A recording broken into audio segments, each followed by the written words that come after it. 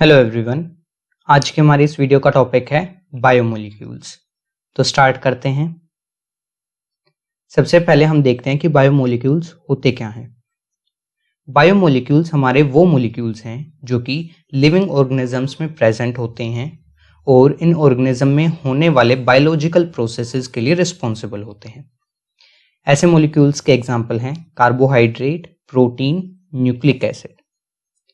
इस वीडियो में और आने वाली जो फर्दर वीडियोस होंगी उनमें हम इन बायोमोलिक्यूल्स के स्ट्रक्चर और इनके फंक्शन के बारे में बात करेंगे। तो स्टार्ट करते हैं। आज हम बात करेंगे अमीनो एसिड्स के बारे में। तो अमीनो एसिड हमारे वो हाइड्रोकार्बन्स हैं जिसमें अमीनो यानी कि NH2 ग्रुप और कार्बोक्सिल यानी कि COOH ग्रुप प्रेजेंट हो। उन कंपाउंड्स को हम कहेंगे अमीनो एसिड। तो एक अमीनो एसिड का फोटो हमें यहाँ गिवन है, हम देख सकते हैं इसमें एक कार्बोक्सिल ग्रुप है और एक हमारे पास अमीनो ग्रुप है। तो ऐसे कंपाउंड्स को हम कहते हैं अमीनो एसिड्स। इसके कुछ एग्जाम्पल हैं ग्लाइसिन और वेलिन। नेक्स्ट हम देखते हैं कि अमीनो एसिड्स को हम कैसे क्लासिफाई कर सकते हैं। तो अमीनो एसिड को दो कैटेगरीज में डिवाइड किया गया है। फर्स्ट है हमारे एसेंशियल अमीनो एसिड्स और सेकंड है हमारे नॉन एसेंशियल अमीनो एसिड्स। जो एसेंशियल अमीनो एसिड्स होते हैं वो हमारी बॉडी खुद नहीं बना सकती, इसीलिए हमारी बॉडी को वो डाइट के थ्रू चाहिए।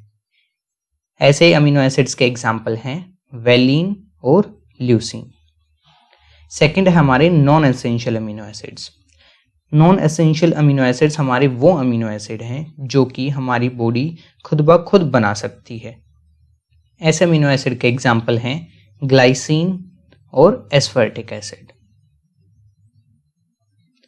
हम एक और तरीके से अमीनो एसिड को क्लासिफाई कर सकते हैं, वो है कि जो हमारा अमीनो एसिड है उसमें कितने अमीनो एसिड और कार्बोक्सिल ग्रुप प्रेजेंट हैं।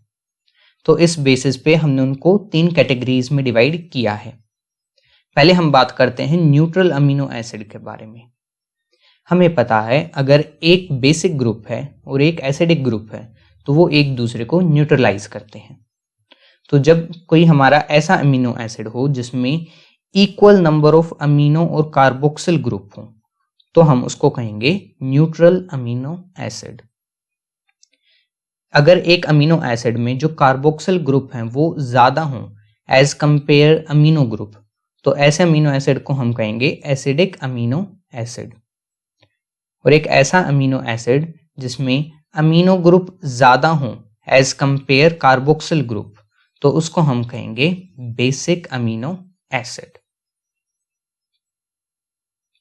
नेक्स्ट हम बात करते हैं ज्वेटर आयन के लिए। ज्वेटर आयन हमारा एक ऐसा मॉलिक्यूल है जिसमें पॉजिटिव चार्ज भी हो और नेगेटिव चार्ज भी हो।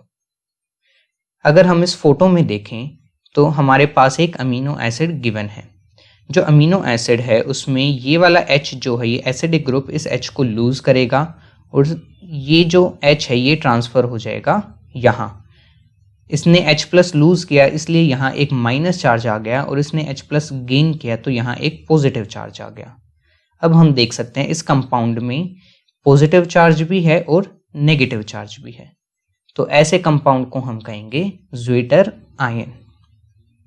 एक्वस सॉल्यूशन में जो कार्बोक्सिल ग्रुप है वो अपना H+ लूज कर देता है और जो अमीनो ग्रुप है इसको एक्सेप्ट कर लेता है और जो हमारा अमीनो ग्रुप है वो ज्वेटर आयन की फॉर्म में एग्जिस्ट करता है। नेक्स्ट हम बात करते हैं प्रोटीन्स के बारे में। हम सबको पता है कि जो प्रोटीन्स हैं वो बॉडी बिल्डिंग मटेरियल्स माने जाते हैं। वो हमारी बॉडी की प्रॉपर ग्रोथ और मेंटेनेंस के लिए बहुत ही ज़रूरी हैं।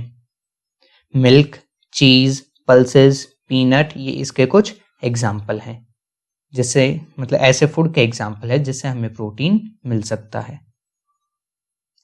नेक्स्ट हम बात करते हैं स्ट्रक्चर ऑफ प्रोटीन की। जो सारे ही प्रोटीन हैं वो हैं polymer of alpha amino acid. तो अभी हमने देखा था कि अमीनो एसिड्स क्या होते हैं, अब हम देखेंगे कि अल्फा अमीनो एसिड्स क्या होते हैं। हम देख सकते हैं इस वाले फोटो में कि जो अमीनो ग्रुप है और जो कार्बोक्सिल ग्रुप है वो एक ही कार्बन से अटैच हैं, तो ऐसे अमीनो एसिड को हम कहेंगे अल्फा अमीनो एसिड। अगर हम इस वाले में देखें तो एक कार्बन यहाँ है और एक कार्बन यहाँ है। इस वाले कार्बन से हमारा एसिडिक ग्रुप ज्वाइन है और इस वाले कार्बन से अमीनो ग्रुप, तो ऐसे को हम कहेंगे बीटा अमीनो एसिड्स। अगर ये NH2 ग्रुप, मान लो यहाँ कोई एक कार्बन होता और उससे अगर NH2 ग्रुप ज्वाइन होता तो हम उसको कहते गामा अमीनो एसिड। तो अब हम देखते हैं कि ये जो अल्फा अमीनो एसिड हैं ये कैसे कंबाइन होके एक प्रोटीन बनाते हैं। मान लो हमारे पास कोई दो मॉलिक्यूल्स हैं अमीनो एसिड के, एक ये और एक ये जब आपस में रिएक्ट करेंगे तो एक वॉटर मॉलिक्यूल यानी कि कार्बोक्सिल से OH और अमीनो से H का लॉस होगा। एक वॉटर मॉलिक्यूल कंबाइंड लॉस हो जाएगा और ये जो कार्बन है और ये जो नाइट्रोजन है इनके बीच में एक बॉन्ड बन जाएगा जिसको हम कहते हैं पेप्टाइड बॉन्ड। और इसी पेप्टाइड बॉन्ड के थ्रू बहुत सारे अमीनो एसिड जब ज्वाइन हो जाएंगे तो बनेगा एक प्रोटीन। तो आज की वीडियो में सिर्फ इतना ही। आई होप ये वीडियो आप लोगों को अच्छी लगी होगी। Please like, share and subscribe. Thank you.